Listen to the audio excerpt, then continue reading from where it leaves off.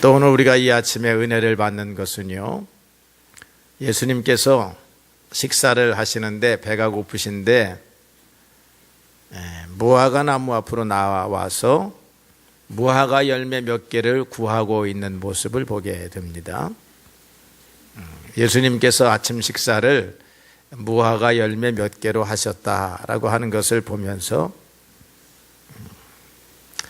감화와 감동이 옵니다. 우리가 오늘 너무나 많이 먹고 살려고 욕심을 부리며 사는데 예수님은 아침에 이렇게 간단하게 식사하시고 또 언제 점심을 굶으실지 모르시는 그러한 순례의 길을 가시는 것을 볼 수가 있습니다. 그런데 오늘 예수님의 행동이 우리의 일반적인 상식으로는 잘 이해가 되지 않는 행동을 하셨습니다. 무화과 잎사귀를 이렇게 살펴가면서 열매를 구하였는데 열매가 없으니까 그 무화과를 저주했다라고 하는 것입니다.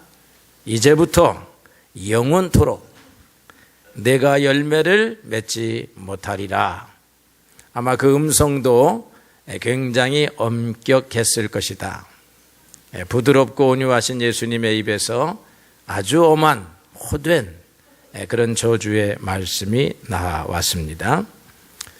이 말씀 때문에 실족을 한 신앙인들이 굉장히 많이 있습니다. 여러분들 성경을 자주 읽는 사람들은 이 마태복음에 있는 오늘의 사건이 마가복음, 누가복음, 공관복음이라고 합니다. 그래서 예수님의 말씀과 행동이 이 세 복음서에 동시에 나오게 돼요. 그래서 아마 다른 복음서를 읽은 기억이 있는 사람들은 이거보다 더 강력한 그런 말씀을 마가복음에서 읽었을 것이다 라고 생각을 합니다. 마가복음에 보게 되면 무화과의 때가 아니었다 그렇게 말하고 있어요. 그러니까 마가복음에 의하면 예수님은 배가 고프셔서 무화과 열매를 구하셨는데 무화과 때도 아닌데 무화과 열매를 구하였으니 무화과 나무가 잘못한 것이 아니고 예수님이 뭔가 잘못 알고 하신 행동이다 이렇게 볼 수 있어요. 누가복음의 기자는 이 말씀을 해석하기가 어려웠는지 아예 삭제를 했습니다. 그리고 이 마태복음에서는 무화과의 때가 아닙니다 라고 하는 말을 싹 뺐습니다. 성도들이 아마 2000년 후에 이 말씀을 읽는 성도들이 이해하기가 어려울 것이다 생각을 한 모양이에요. 그런데 마가복음까지 있으니까 이 말씀을 비교해서 읽는 사람들은 이 말씀이 어렵다. 성경 말씀이 여러분 어려운 게 많습니다. 우리의 일반적인 상식과 기준으로 해석하거나 이해하기가 어려운 게 굉장히 많이 있어요. 그래서 성경을 해석한다라고 하는 것이요 굉장히 어렵습니다. 성경을 읽기만 한다고 해석되는 것이 아니에요. 성경은 하나님의 감동으로 지음을 받았기 때문에 하나님의 영을 가지고 읽어야 하는 것이다 라고 하는 것입니다.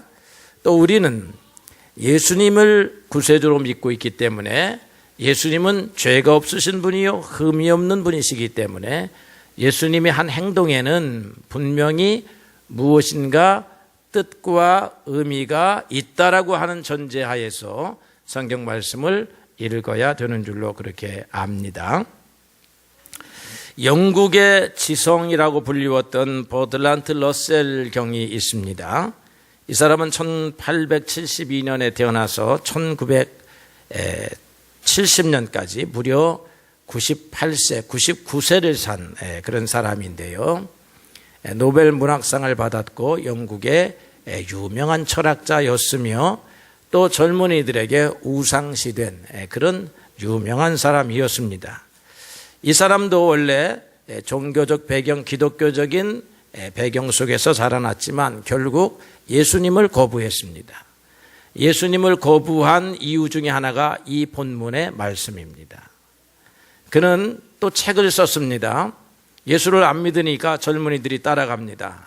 그러니까 젊은이들에게 자기가 왜 예수를 안 믿는지 그것을 설명할 필요가 있어서 나는 왜 기독교인이 아닌가 하는 책을 써가지고 우리 한국에서도 번역이 되었고 젊은 사람들이 많이 읽고 그것을 읽은 사람들은 논리적으로 이해가 되니까 예수님을 떠나가게 되는 그런 일들도 있었다라고 하는 것입니다.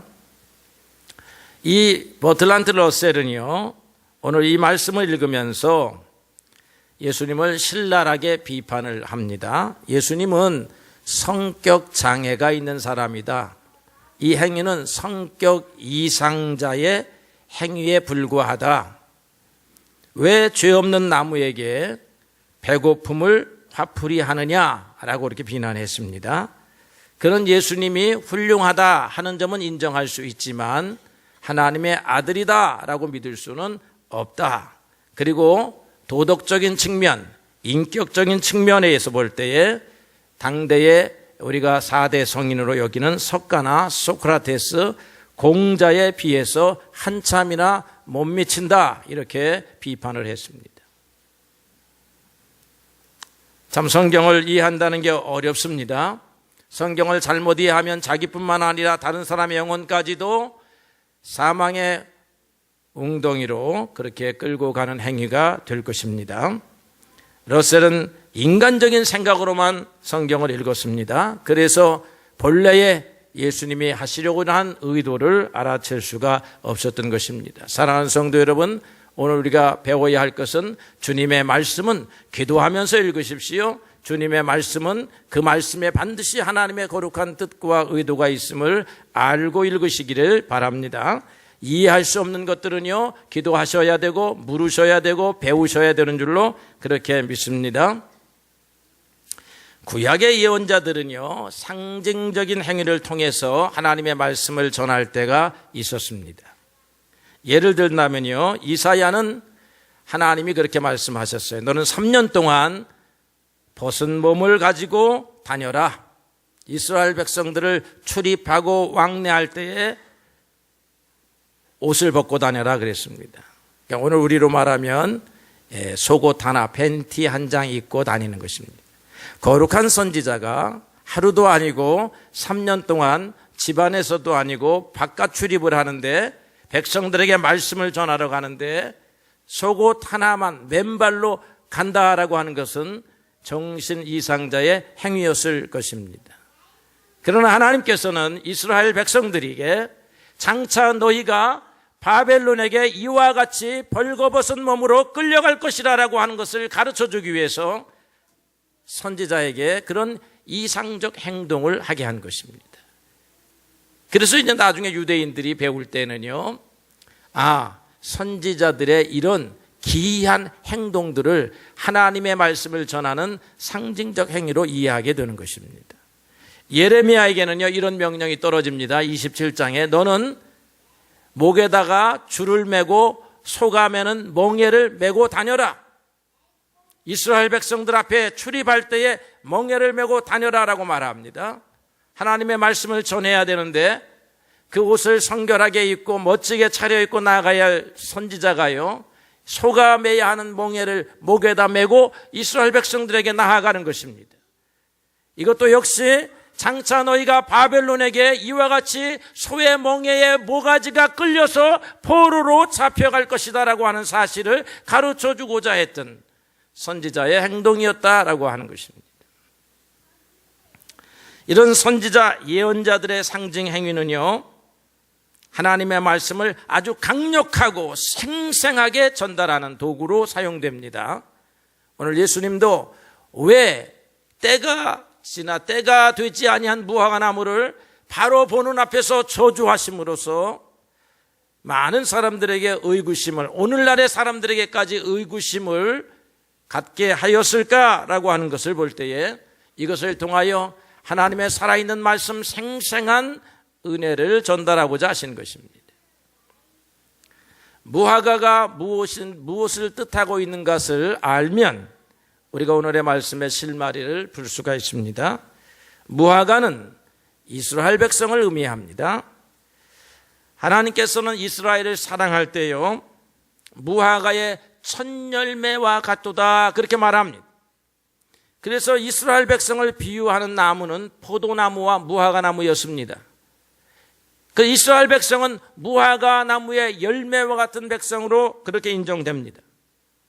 타락을 해서 하나님의 심판을 받고 하나님의 질책을 받을 때에는 먹을 수 없는 몹쓸 무화과나무가 되었구나 그렇게 말합니다. 이 무화과는 이스라엘 백성, 그리고 이스라엘 백성들이 생명과 같이 여겼던 율법, 그리고 그들이 생명과 같이 여겼던 예루살렘 성전을 의미하는 것입니다. 옛 언약을 의미하는 것이었다라고 하는 것입니다. 그래서 이제는 더 이상 예루살렘 성전과 율법을 통해서는 하나님의 은혜가 전달되지 않는다, 뿌리채 말라버린다라고 하는 사실을 가르쳐 주는 것입니다. 예수님은 오늘 읽은 본문의 말씀 바로 직전에 성전에 들어가셔서 성전을 정결하게 하십니다. 성전을 청결하게 하시지요. 백성들을 책망하십니다. 내 집은 만민이 기도하는 집인데 어찌하여 강도의 소굴로 만들었느냐라고 말씀하십니다. 이스라엘 백성들은 성전에 올 때에 기도하러 오지 아니했다라고 하는 것입니다. 예배하러 오지 아니했다라고 하는 것입니다. 참석하러 왔다는 것입니다. 예수님께서는 마태복음 24장에요, 성전을 보면서 돌 하나도 돌 위에 남지 아니하고 다 무너질 것이다 라고 이렇게 예언을 하십니다. 성전은 무너지는 것입니다. 옛 종교의 시대가 끝이 나고 새로운 종교의 시대가 오는 것입니다. 왜 이스라엘 백성들의 종교는 무너져야 했을까? 그것은 신앙이 아니고 종교가 되어버렸기 때문이라고 하는 것입니다. 신앙과 종교가 어떤 차이가 있느냐? 여러분 성경에 보면 이렇게 설명을 하면 이해를 하실 것입니다. 아브라함을 불렀던 족장 시대에는요, 하나님이 성전을 지으라고 하지 않았습니다. 아브라함은 하나님과 관계를 맺는데 무엇이 중요했느냐 하면 하나님의 말씀을 믿는 믿음이 중요했습니다. 그래서 아브라함 시대에는 성전이 없었습니다. 가는 곳마다 제단을 쌓아놓고 하나님의 이름을 부르면 된 것입니다. 그래서 하나님과 인격적 관계가 형성이 됐습니다. 하나님을 과연 나의 하나님으로 믿을 수 있느냐가 가장 중요시 된 것입니다. 그런데 모세 시대가 들어오고 왕정 시대가 들어오면서 성막을 만들고 그 다음에 성전을 만들게 됩니다. 물론 성막과 성전은 하나님을 잘 섬기기 위해서 주어진 것이었습니다. 성막과 성전이 만들어지다 보니까 정성스러운 예식이 필요했습니다. 그래서 이스라엘 사람들은 이 제물을 좋은 것을 구별하여 드리는 것, 그 다음에 성전에 찾아가는 것, 그 다음에 제사장들은 성전의 기물들을 때에 맞게 잘 씻는 것, 때에 맞게 분향을 하는 것, 그 다음에 이 제물을 어떻게 잘 번제를 드릴까 하는 것, 쏟은 피를 가지고 사람들에게 뿌리고 이 성막의 기구들에게 뿌리는 것, 이런 형식들이 굉장히 중요하게 되었다라고 하는 것입니다. 그래서 제사는 멋져졌는데 사실 하나님과 만나는 내용은 없어지고 만 것입니다. 종교는 형식을 강조하는 것입니다. 사울이 제사를 드리는데 왕이 제사를 드릴 때에 굉장히 멋지게 제사를 드립니다. 그런데 제사는 멋졌지만 사무엘 선지자는 사울의 제사에 대하여 책망합니다.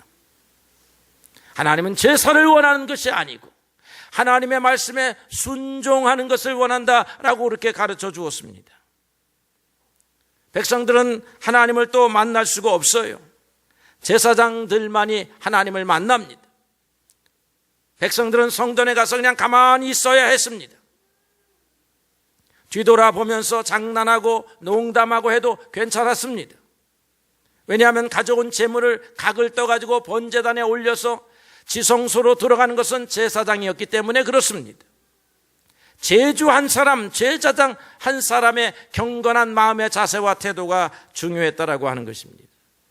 그러니까 예배에 참석하러 온 사람들의 심령의 상태는 중요시하지 않게 되었다라고 하는 것입니다. 시편에 보게 되면 하나님께서 재물은 참으로 최고의 것을 가지고 왔다라고 그렇게 칭찬했습니다. 그런데 감사가 빠진 예배, 그 다음에 하나님을 향한 믿음이 빠진 예배를 드리고 있다라고 책망을 했습니다.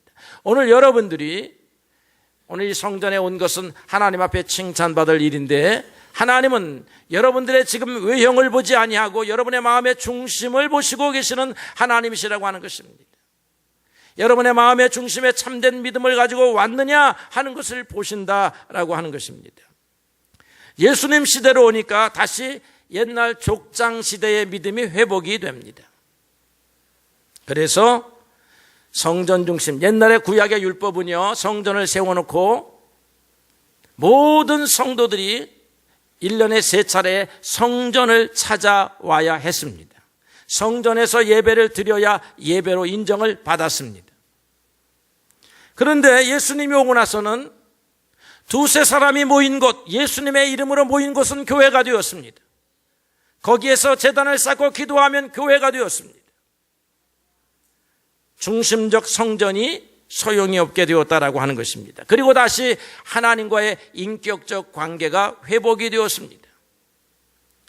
성전이 중요한 것이 아니고 예전이 중요한 것이 아니고 오늘 하나님을 만나기 위하여 찾아오는 성도들의 믿음이 중요하게 되었다라고 하는 것입니다. 하나님과 다시 인격적 소통이 필요한 시대가 되었다라고 하는 것입니다. 오늘 무화과 나무가 바로 말라버리니까요, 제자들이 물었습니다.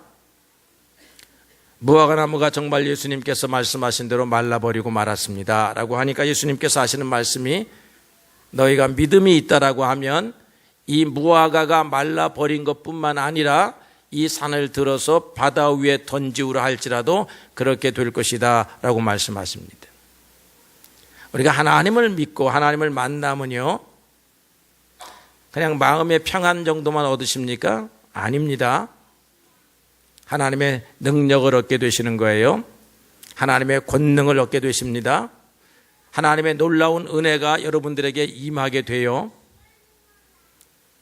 그것은 예배에 참석했기 때문에가 아니라 예배에 믿음을 가지고 와서 나를 사랑하시는 전능하신 하나님을 바라보았기 때문이라고 하는 것입니다. 오늘 제가 생명의 묵상에다가 예화를 써놓았습니다. 한참 중세교회가 발전할 때요, 토마스 아퀴나스라고 하는 유명한 신학자가 있었습니다. 교황하고 대화를 합니다.